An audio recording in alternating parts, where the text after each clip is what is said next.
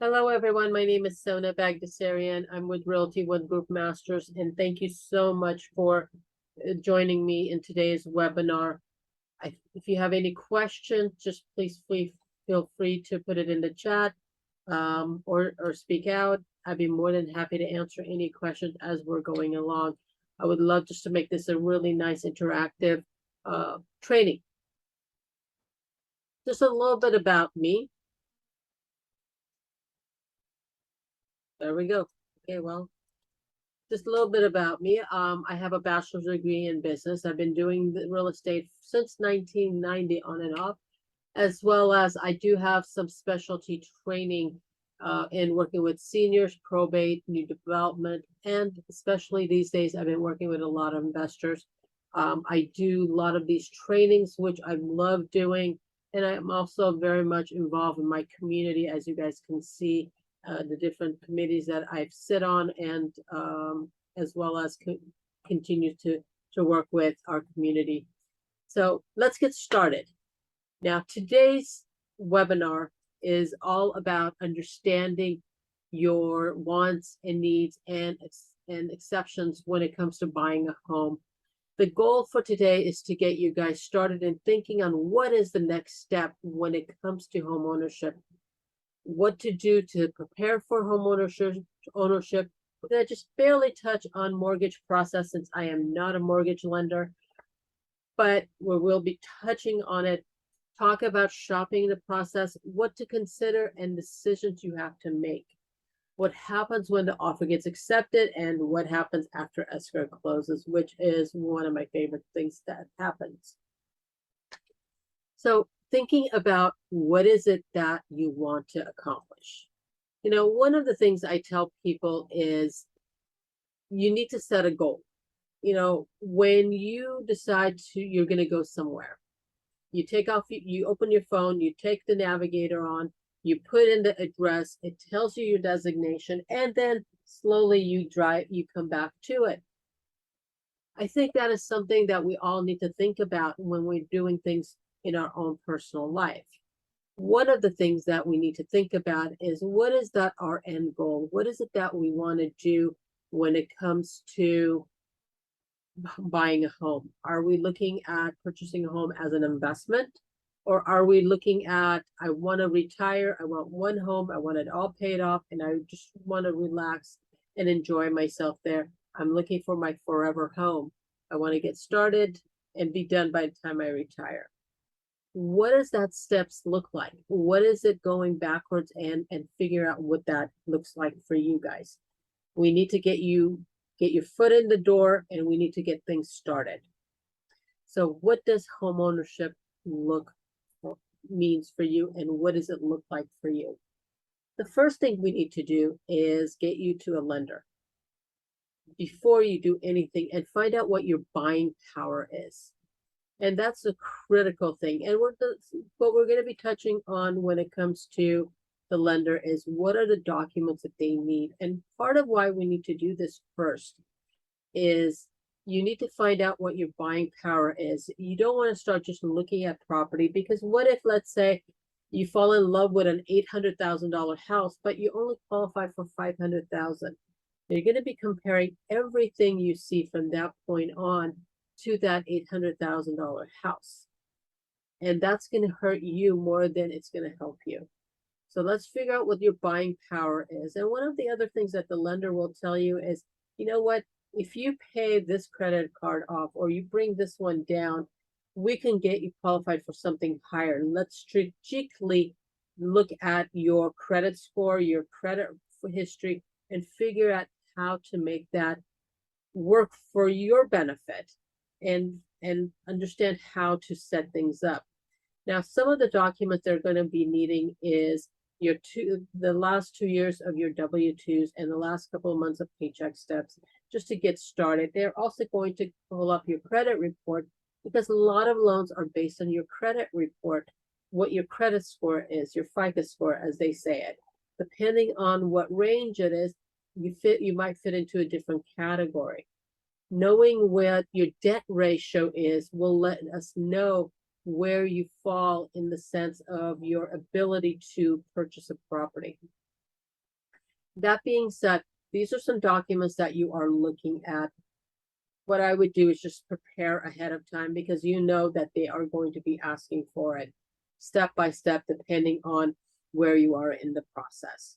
But let's keep that FICO score as high as we can because that makes a huge difference in what kind of programs that you can fall into. Now, once we know what your buying power is, when I say buying power is what is it your ability to purchase?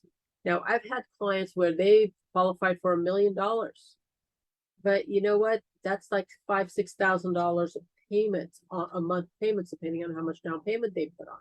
But they're like, nah, I really am more comfortable in my payments being around 3,500, pushing it at 38 and 4, maybe even 4,000. I'm okay with 4,000, but 5 and 6, no. Okay, that's fine. That's fantastic. We know you qualify for more, but let's work with your comfort zone and let's work backwards again, figure out what that 3,500 to $4,000 is, and based on that, know what your buying power is. Is it 700, 800, 900,000? What is it? And then we go from there. So that is the beauty and the power of knowing your buying power. So let's move on. Now, once we know what your buying power is, we actually will know where your area is going to be. Now, most people would love to have a big house, but if that might not be your starting point. You need to decide what is a must and what is a need. Is a pool a must or a need? For most people, it really is a need. Excuse me, is a what, not necessarily a need. But for others, you know what? I love going into pool. You know, I had a client who said, I go into the pool every day to swim because I need the therapy because otherwise my legs start hurting. That's a need, not a want. So think about what is it that you have to have, what is a want, and what is a need. And that's part of your list of things to look at. Then you need to decide, is what your buying power telling you you can buy maybe a 2-bedroom condo just to get started, or you want to buy a brand new house. Remember, with brand new house, you have to have solar panels. Solar panels is an additional cost. It could keep your utilities down, which is a great benefit. And over time, it will balance out. But know that there is some extra expenses. Now, if you're buying a brand new development house, that will be a little bit more expensive than if you bought something that's maybe 40 years old or 50 years old. So know what you're able to do. If you're just trying to get your foot in the door, you know, think about just having the small condo or a small house or the ugliest house on the block. You know, that block sells for 800,000. You can find this one for 700,000 because it just needs a lot more work. Get that $700,000. Spend that $40,000-50,000 and make it look like that $800,000 house. But meanwhile, look how much equity that you have. You have about $60,000 of equity there. So that is just one fantastic way of doing it. But you need to figure out what features do you need? What size do you need? Do you have a family of 4 or 5? So do you need a 3-bedroom, 2-bedroom? What would be golden is if you're getting your startup, get a 2-bedroom, a small house or a condo or something, and rent out the other room. Now imagine if your payments are $3,000 a month. You rent the room for $1,000. Now your payment is only $2,000 a month. You can take that $1,000 and you can go ahead and pay additional and bring down the principal and the principal on it, which you would pay off the property sooner, and you build equity sooner. So these are some things that you can sit down and talk about with your realtor and figure out what is the best method and what works for you and what is your steps that you have to take in order for you to get to that goal, that GPS goal that you have that in mind. So these are some things to think about when you're preparing for ownership. Now, next step comes. You've figured out what you want and you are ready to go look for a house, and you have found a house and you found the right home. and now you need to make an offer. There's several things that you need to consider when you actually start making, when you make your offer. Now, current market condition is a key. Now, if this was a year ago, things would have been crazy. Not now, it's not so bad. And let's step back a second when it comes to market conditions. Now, I've talked to a lot of people and they're telling, oh, they're waiting for the market to crash.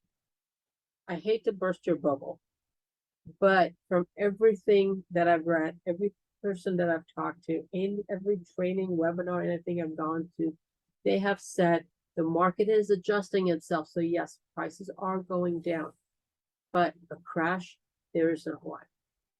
People are looking at what happened in the 2008 in that time period, and that was created by the industry itself, the housing industry. If you had a pulse, you got a loan. If you said you made $500,000 a year, no problem. No one was checking stuff. Now regulations have come the pendulum has come so much to the other side that it's really very carefully, when people are getting these loans, they're very carefully done so that doesn't happen, because banks have learned their lesson. They are not in the business of owning homes, and they don't want to be. Just my 2 cents on that matter. Now, coming back to thinking about making an offer on a property. Coming back to number 2, asking price versus comparable homes versus what things are selling for. Now, you might say, but wait a minute, comparable home sales versus what things are selling for? I thought that was the same thing. In reality, you would think it's the same thing, but it actually is not. And last year was a perfect example. And this year is actually, right now, things are happening. When I look at comparable, I actually only go back 30 days now. And I look to see what shift the market has done within the last 30 days. And if I can't find the answer I'm looking for, I'll go to 60 days and then I'll go to 90 days. But I'll start from 30 and then work backwards until I find the right numbers that I feel comfortable with. Now, comparable home sales right now, because of what the market that we're coming from, a lot of the homes are going to show higher prices than what people are willing to pay right now. So the shift, that is what the shift is showing right now. And what happens is, before we had it where the market was showing that we had 40, 50. I was in one situation where we had almost 100 offers on a property. Now it's probably 1, 2, 3, 4. I think the max I've seen so far is 5. Just to give you an idea that the number of offers that are coming out on our houses is not as what it was, so it's not as competitive. So what things are selling for might not be exactly where the comparables are, just because of the market adjusting.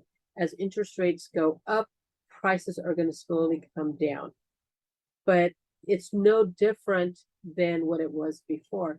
Now, people would ask me when the interest rates were around 3%, well, do you think things are I'm going to wait until the prices come down. This can't keep going. And what I would tell them is, you're right, the prices will come down. But the thing is, if the prices come down, the interest rates are going to go up. So you're going to be in the same place. There is no, either one's going to be up or the other. The balance is right there. And we still have supply issue. There isn't enough homes on the market for sale. So the demand and the supply is closer, but its supply is still less. And that is something that we have to consider. Other potential offers. There is no offers. So far, I have not seen 40, 50 offers anymore, but I have seen a lower number. But it depends on what the current offers are. And bottom line is, how much do you want the house? What is it that you're going to do? And how much do you really want this house? And the home condition. What condition is the house in?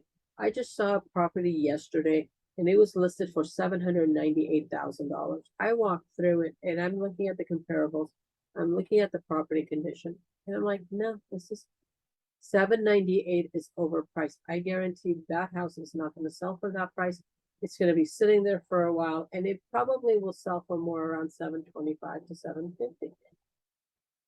Closer to the 725. It's just the condition of the property. They went in and they painted and they did some stuff to it, but they did such a bad job of it. Whoever's going to go in there is going to have to redo all over again. So home condition is a key. And and another point is, if you're approved for a loan, how much are you approved for? And that is how the key and how to make that offer. Now, you're all set. You figured out what your market is. You figured out the condition of the property, and you've decided kind of where to start for your making an offer on a property. Now it's time to negotiate. Now, part of the contract when you're writing, it's not just about price, but that's usually the biggest thing that people are looking at. But when I'm sitting down with a seller and reviewing different offers on it, first thing I tell them is don't take the first highest price. Let's look them over and find out what the best offer is. Just because someone's offering 10, 20,000 above asking price to make you for them to pick you. But what does it say inside the contract? Are they asking for money back? Are they asking for credit back? Are they asking you to pay for some of their closing costs? What is it that's happening? And frankly, what is the bottom line number? What is that bottom line number that we are looking at in order for us to know what your proceeds are? And that is a key term. One of the things when you're writing the offer on the buyer side, price is one of the things that you need to talk about. Timelines on inspections, appraisals, loan approval, and possession of the key. And I'm going to go ahead and explain to this a little bit deeper as when I pull up a copy of the contract to go over. If solar, who will take over the lease, or will it be paid off by the seller or the buyer? So we need to look over if there's a solar panel, we need to look over the contract, if it's a lease or if it's owned. Some of the inspection might include like wood destroying report, in other words, a termite report, and who's going to do the work on it if that is needed. Also, who will pay for the terms, inspections, escrow, title reports? So there's lots of little details in the contract that you have to go over. So let's kind of go over a copy of the report. Any questions so far? Wonderful. All right. Yes, these are all things that you have to consider while writing a contract. And I'm going to pull up a contract right now, and I'm going to show you step by step where the locations are. I'm only going to pull up the first couple of pages of the contract because the contract is like 16 pages long, and we don't need to do that. But I'm going to go ahead and go through them. So this is the beginning of the contract. Congratulations that you are here, because that means that you've been pre-approved for a loan and you know how much your buying power is. You've picked a house, you've spent the time, looked at houses, you've picked a house, and now you are ready to write that offer. So as you can see, the beginning of the contract, we have to establish who represents who. So you've got the buyer and the seller's information. You've got the property address, what realtor is representing who, because you really want someone to be representing you to protect your interest. If you go to number 3, A is the purchase price of, let's say the price of the property is $600,000. B is days of escrow.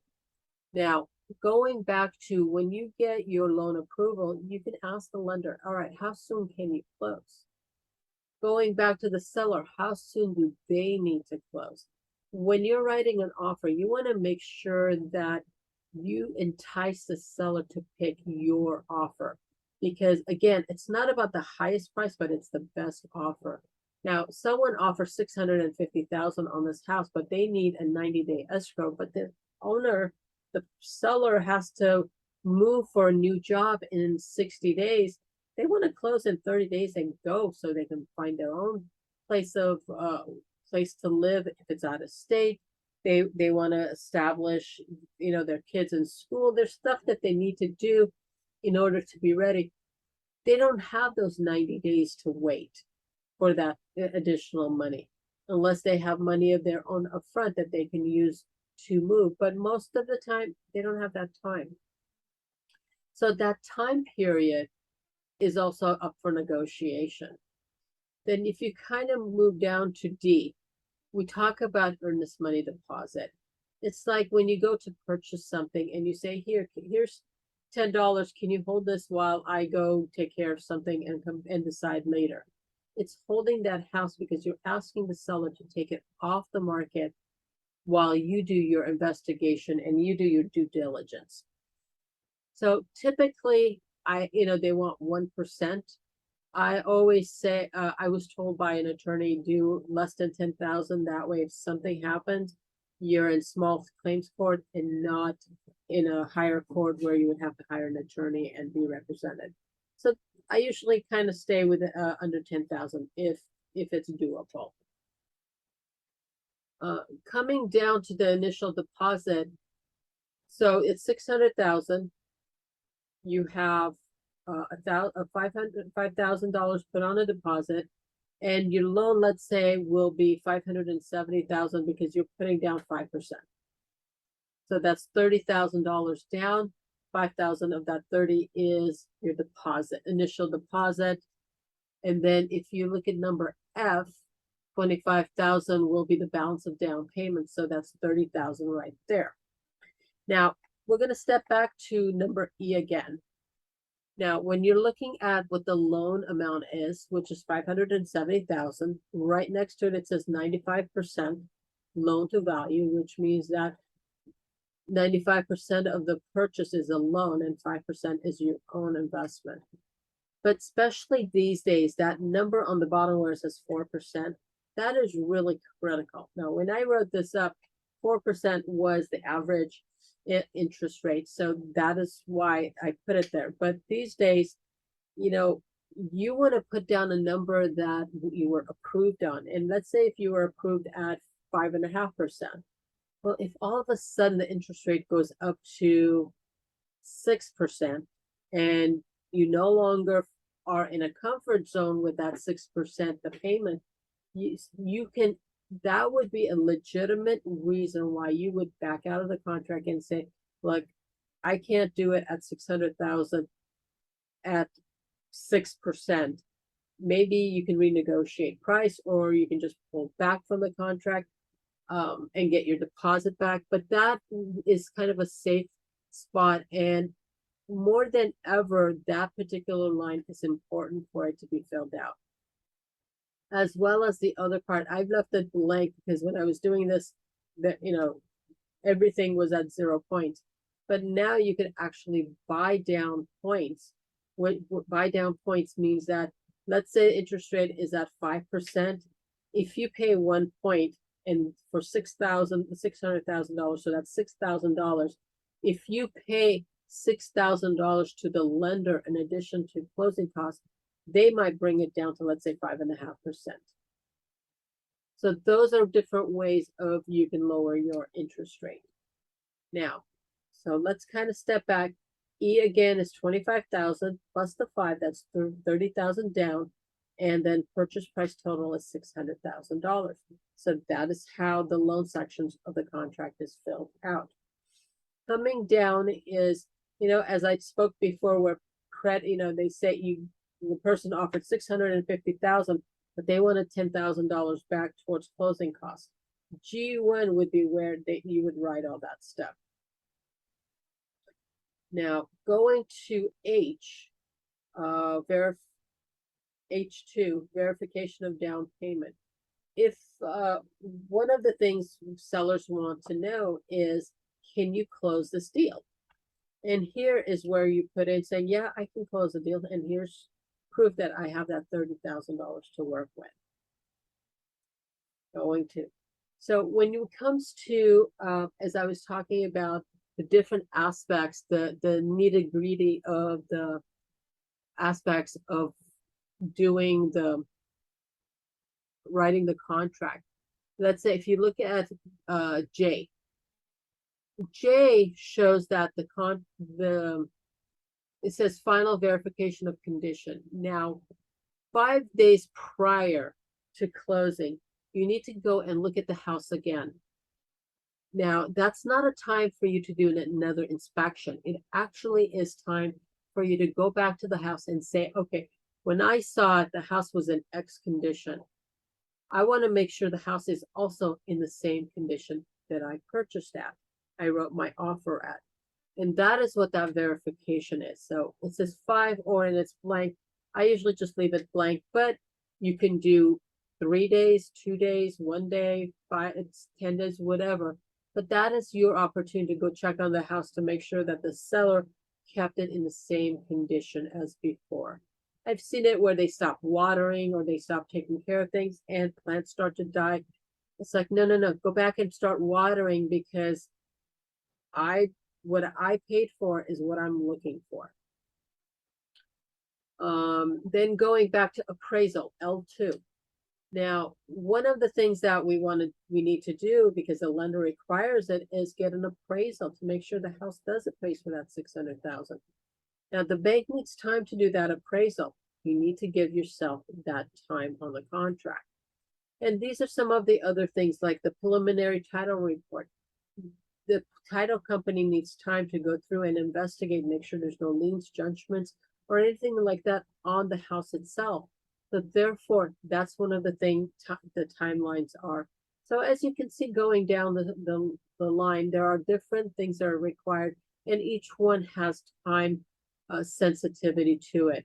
Because you can't just say, oh, I want to buy it, write an offer. They accept it and take your time on doing things. There's deadlines to meet and times to do it. Possession, which is M1, is really one of the critical things that you need to look at. Because just because escrow has closed, the property is recorded, it doesn't necessarily mean you get the key immediately. One of the things that happens is, and it happens very often, is as a seller, I'm selling my house and I want to buy another house. I need to go somewhere. I need to move. But in order for me to purchase the other house, my house has to sell. So therefore, you need to sell buy my house. That gets recorded. Then a wire goes to the other escrow company where the house I'm buying as a seller. So that takes 24 hours. And then it takes another 24 hours to record. So as you can see, there's time lapse. And last thing we want to do is for anyone to be homeless. So we write in there that possession, unless the house is vacant, possession is usually 2-3 days. I typically just write in 5 days to be on the safe side, because let's say if escrow closes on Friday, well, things will not happen until Monday. And if Monday's a holiday, nothing's going to happen until Tuesday. So that's Saturday, Sunday, Monday. That's 3 days. But if what is the seller going to do? The banks aren't open. It's not like it's in their control. So I always put down 5 days if there is an owner that has to buy something just to be on the safe side to make sure that no one stays homeless. And there's been times where the other agent has forgotten and I go, hello, do you need time? Does the seller need time to move because the buyer definitely does not want the seller to be homeless. Is that a consideration that anyone else has done?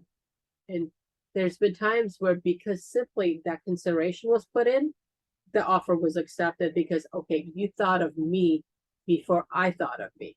And that is really powerful when you're negotiating contracts.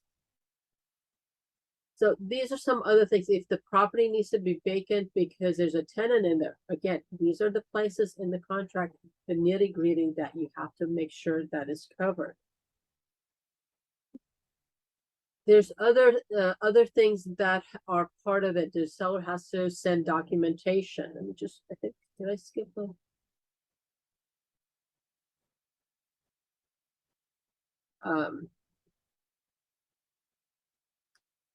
These are, more sections about different times. Property inspection is also a critical thing where you need to do your own due diligence and do property inspection. And I'll define a little bit more property inspection, what it is a little later.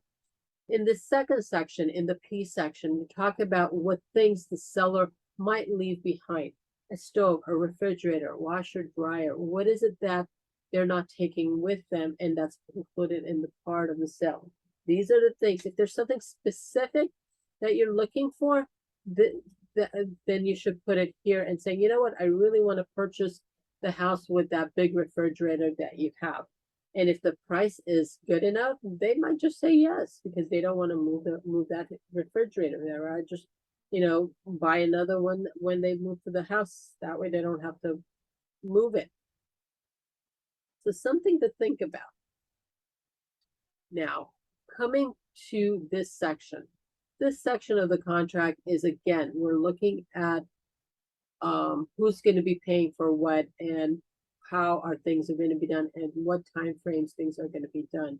So natural hazard disclosure reports, and I'll define it in my definition section, but briefly, this is a section that talks about, it's a report that comes out that has to do with, are you in an earthquake zone, flood zone? What are the taxes? What's going on in that area? So that's an actual report, and it's roughly $114, $15 if you get it done correctly. So who's going to pay for it? Typically, we ask the seller to pay for some of these things because buyer coming in, you're putting so much money out with the expenses of the loan, doing your own inspection, things like that. We try to see if we can balance that expense out. Sometimes the seller will say yes, other times they'll say no. The smoke alarms and detectors, those have to be in the house. Some cities like Azusa, Pasadena, Pomona, they have inspections where city will come in and inspect the property. And part of why they do that is because there's so many things that are done without code, without permit, that the city has used this opportunity to bring things up to current with the properties. So who's going to pay for that inspection? And you need to consider how much time that takes. Some cities take, a day or two, others take 2-3 weeks, depending on how busy they are. And who's going to pay for it? And if they require some things to be done, who's going to bring that house up to code? Now, if you're purchasing something that is a major fixer-upper and you're paying below market value, the seller's going to expect you to do it. And that's kind of why they're doing below market value, is because they don't want to deal with all that stuff. So you need to take that into consideration. Title insurance and escrow, it's usually split 50-50. Everybody pays their own. When it comes to the home warranty plans, we try to get the seller to take care of it. And I'll get more into it, but part of the plan, the home warranty plan, is whatever they're leaving behind, the refrigerator, the stove, the AC unit, of course, that's going to stay. When it breaks down, depending on what your home warranty policy says, they might fix it, they might replace it, they might just cash you out on it. But some things are covered. Read the policy carefully, what is covered, what's not covered. But the first year, because you've put in so much money into the house, you might not have that extra money if, let's say, the refrigerator breaks down and you call someone to take a look to see what's wrong with it, and they charge you $200 just to come and look. Usually these policies are like $75 to $85, mostly $85 a trip. They'll come and they'll evaluate, and if they can fix it, they can. But with that cost, so it's a really good benefit to have, and I really encourage my clients to buy it. Even though there's times where some things have not been covered, but a lot of other things have. So take that for what it is, like any insurance that you purchase. Now, let's talk about definitions, because when we're purchasing a property, we tend to use like, oh, it's an escrow, oh, it's an impound account, oh, it's titled this, titled that, and you start to get overwhelmed. But it's really simple. What is an escrow company? An escrow is a process. Escrow is a processing by a neutral party of the paperwork and money involved in the sale or other real estate transaction. The purpose of the escrow is to ensure that the appropriate parties perform the term of the contract. They're kind of like they're the neutral party where everybody goes to. The lender will go through them. The title company, when they do their searches, they go through them. Everybody goes to that one central location. Here's the paperwork. Here's whatever it needs. Here is they've met the requirements. They're the central people who put all the puzzle pieces together to make the beautiful canvas that your home purchase will be. So what's a title company? The role of the title company is to verify that the title to the real estate is legitimately given to the home buyer, meaning they're going to make sure that when you buy that house, there's no liens, judgments, there's nothing that's going to prevent you to losing that house when it comes to title. Last thing you want is for you to purchase a property, and then because there was a judgment on the seller and that was recorded, that becomes priority over your lender. The lender's not going to want that. Lender's going to want to be in first place at all time. When, God forbid, if something happens and they have to foreclose, they want their money back. They don't want this little judgment that says, I get my money first, and if there's anything left over, it's yours. We want to make sure that's nice and clean, and that's what a title company will do. And if for some reason they miss something, if it's and it's covered by the insurance, they'll take care of it. So that is what a title company does. Now, disclosures. When we went when we were looking at the contract, they were talking about disclosures being provided by the sellers. So these are some of the disclosures that are really critical, and they'll be given to you. So example, it says TDS. Well, that really means Real Estate Transfer Disclosure Statement. SPQ, Seller's Property Questionnaire. Lead-based disclosures. FHD as fire, other. More or less what it's saying is, seller, tell me about the house. You've lived in there, I have not. Tell me what is the positive and negatives of the house. Did you fix something major that I should know about? Did you do an insurance claim within the last 5 years? Has someone passed away in the house? For some people, that is a big deal. For others, they say, well, bring a priest, get the house blessed, we should be fine. Information is golden, and this is where all these disclosures come. And it's required for the seller to provide the information that they know about the house. Simple as that. Now, home warranty and home insurance. A lot of people confuse the two, but it's simple. The home warranty warrants the appliances in the system that might break down in the house. The AC, the washer and dryer, the stove, anything like that, even if with what you are bringing into the house, the insurance company, depending on the policy, read the fine print, sometimes will cover the repair of it, and that's critical. Now, the home insurance is very different. That's your fire insurance, flood insurance, earthquake insurance. Those are the things that is required by your lender to make sure things are covered if something goes wrong with the house.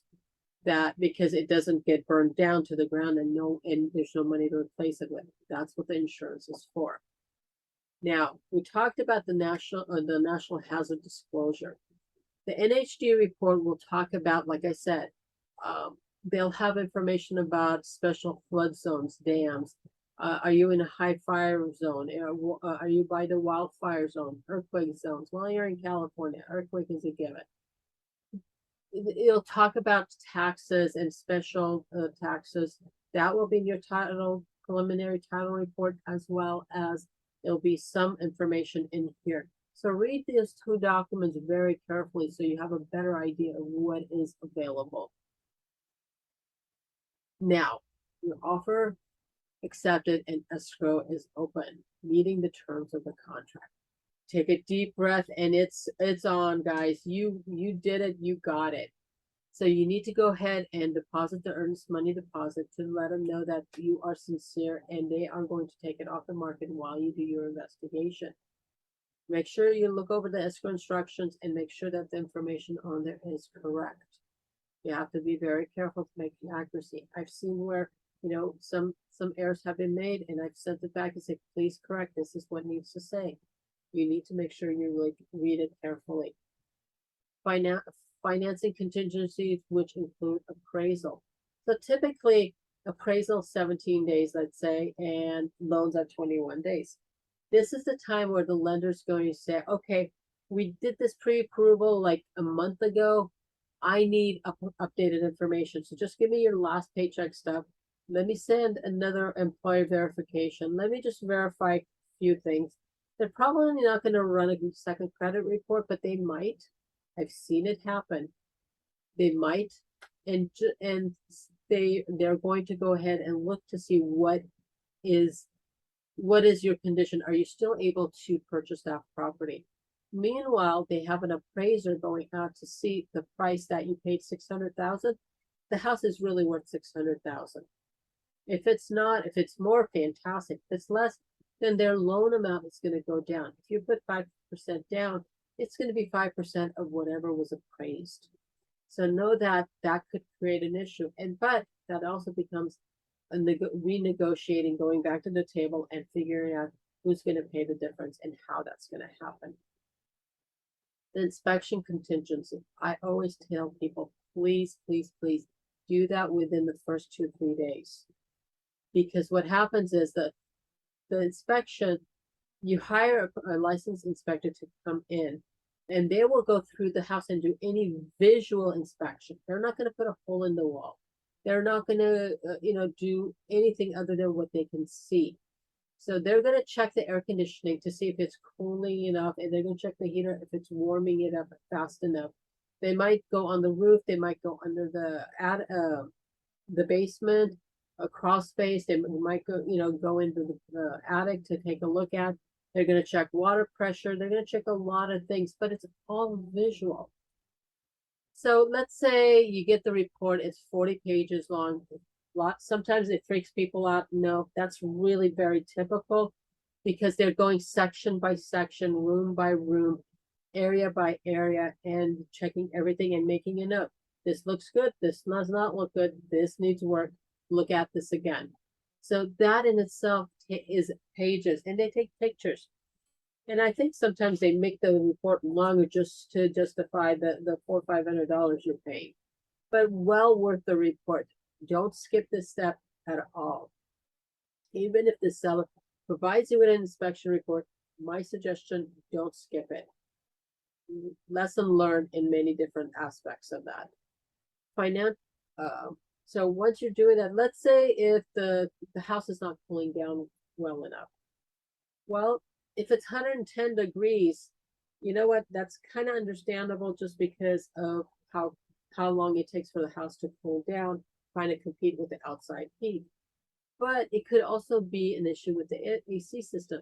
So the report will say, bring someone who specializes in AC units to look at it.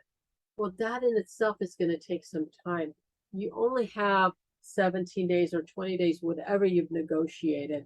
And you want to make sure you have plenty of time to look over the report, make the decision, bring someone else to check the electrical if that's an issue, the heater, whatever it is, have time for that person to do it.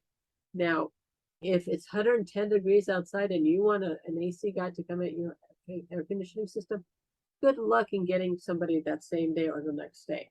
You need the time. Please don't waste it. This isn't the time to go away for the weekend and go on vacation, which has happened.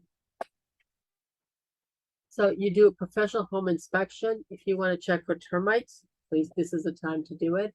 And then based on the report, you can do a couple of things in your requesting of repairs. For example, if let's say you get the report and there's maybe 10 things on there. Well, maybe 9 of them or 7 of them, let's say 7 of them are really minor stuff. You can hire a handy person and they can take care of it in a day. It's minor stuff. But you got 1 or 2 major stuff that's going to really hurt your pocketbook. That's when you can go back and ask for either a credit for whatever it costs to repair those things. You can say, look, let's go 50-50 on this. Or you can say, let's go ahead and fix it. But if it's something really, really bad, you can always say, you know what? No, this is more than I can handle. I'm walking out. Please give me my deposit. I'm within my time period. At the same time, the seller has the same rights. They can say, I've got other offers, or I'll wait for another offer that's I'm not paying for that. I'm not even going to go halfways on that. What you found, this you're buying as is, and this is it. So even the seller has those options. A lot of times we try to come to a happy medium because we want this thing to go through, and we talk things through, because now that we know that these major things are wrong, seller, you're going to have to tell other buyers, and now you're going to start all over again. And frankly, once this is told to the other buyers, they might not come up as high as you want. So let's figure out how to make this happen so we can close sooner than later. Typically, buyer, how much do you really want this house? There's 3 different offers just waiting for you to fall out of here in order for them to get it. Tell me how much you want the house, and how serious is this for you? Are you okay? If you're okay, if you really feel that strong, we'll walk away, whatever you want. But you need to kind of think about what is your next steps. So now you've figured out, you've negotiated the inspection. You figure out what you're going to do. The loans are done. All inspections are done, and repairs are negotiated. Lenders reviewed everything and says the green light, loan is approved, everything's good, the house qualifies, you qualify, we're all good. Title has done what you need to do and given the green light, saying you are the best, you are good, the property is good, let's go. All the paperwork is done, and escrow will make arrangements. They will make arrangements for a notary to come to you, or you can go to the escrow office, however you want. But some final signatures have to be made, and that can't be digitally signed. It has to be actual wet signatures. It has to be you signing. I know this is when everybody starts shaking because you're so into with everything that's happening. Now everything has settled down, and you have to send that money over to escrow, the final down payment, that final $25,000. That's when you kind of go, oh wow, this is really happening. But it's the most amazing feeling. Now, final paperwork is signed. That usually takes about 3 days afterwards, when escrow money gets wired by the lender to the escrow, to the title company, where everything is set up. Escrow is taking care of the paperwork, and escrow closes. Final down, yes. You are excited, everyone's happy, and you are done. Now, keys and welcome home. Now, like I said, you don't sometimes not necessarily get the key immediately, just depending on how the process is. If the house is vacant, you get it that day, simply because there's no one to move out, and you get the key and you enjoy it. But sometimes, like I said, there's where the seller has to sell their house in order to buy something else. And we want to make sure that no one's homeless. This is a time usually where I meet the rest of the family, because everybody comes together when they're taking the key. And this is a time to celebrate and congratulate your accomplishment. It is no easy task to purchase a property. It takes a lot of energy and it takes a lot of love and a lot of hard work from everyone. So I say congratulations. Now, the champagne bottles are going. You're in 9 clouds. Now, a couple of days later, when things start to settle down, a couple of things that you have to consider and think about. And this is actually the supplemental tax is actually part of the contract paperwork disclosures that you'll be signing. What happens is, let's say that $600,000 house, when the seller bought it, they bought it at $300,000. From $300,000 to $600,000, there is a gain. There's a one-time supplemental tax, which will show you what the gain is. And that supplemental tax is what you're going to have to pay. And it usually comes anywhere from 6 months to 9 months after, depending on how quickly the assessor office and what county you're in will get it out. But usually if you go on the county assessor's office, and this is the one for LA County, you will find a calculator which gives you kind of an idea what the supplement would look like. So I would suggest you do that. I would suggest you put some money aside because it is very different than your property tax. Because property tax is annual, supplement tax is just once when you close escrow, that difference in price that you have to pay. You will get a ton of junk mail. Ton. Talk to your agent. Don't be shy in talking to them. Saying, look, I've got all this mail. Can you help me figure out what's important and what's not? I have no problem. Most realtors have no problem going back and helping you on that. One of the things you're going to get a lot is companies who will say, oh, we will file your homeowner's exemption. Well, it's a matter of just going on that website, printing out the paperwork, and I think there's like a $10 or $15 recording fee. But what more or less is when you sell the house, you get a credit towards your capital gains, and it's $7,000. Hey, better than nothing. So make sure you take that account of it. Again, these are just some things that you need to think about afterwards. Think about putting your home in a trust and talk to an attorney on what is the best for your situation. When you go to, God forbid, if something happens to you and you have a will or you don't have a will, if that's even worse, then your property ends up in court and attorneys get involved. $500 an hour bills get involved. It's very expensive to deal with that situation with probates and things like that. But if it's in a trust, and in the trust you actually spell out who gets what and how it's done and who, what, where, why, and the whole thing. That's why it's so important to put the property in a trust, because that protects not only you, but your family once you're not with them. So think about that closely.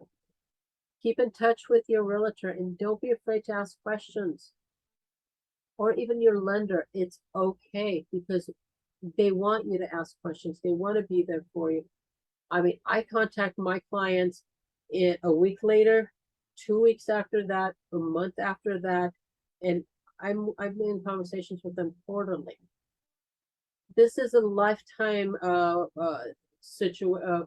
friendship or relationship, because you're going to need a lot of different things throughout your time. And as a realtor, I want to be there for you. And most realtors want to be there for you. Don't forget to have an emergency account for things that might come up. Remember, if you buy a condo, and one of the things about condos, they say, oh, I don't want a condo because there's homeowners association. Well, it actually is not as bad as you think. It actually is a huge benefit. I sold a condo to someone, to a friend, and when escrow closed, her fence fell down. Well, the association took care of it because that was part of the association fee. Now, if she had to do that herself, it would have probably cost about $2,000-3,000. Do you have that $2,000-3,000 right now to put out to fix that fence? No. And that is part of the association.